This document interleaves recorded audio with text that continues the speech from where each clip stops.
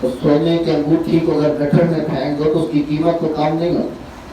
اس کو نکالیں، اس کو صاف کریں، اس کو بیچو، بازار میں وہی قیمت.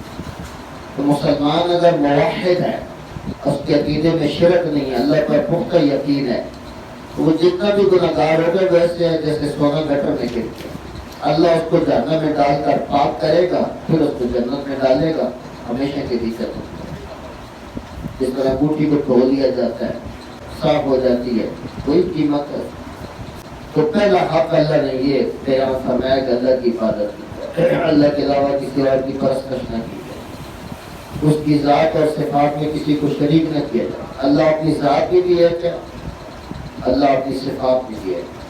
نہ اس کی ذات جیسی کسی کی ذات ہے، نہ اس کی صفات جیسی کسی کی صفات ہے. جیسا علم اللہ کا ہے کسی اور کے پاس نہیں.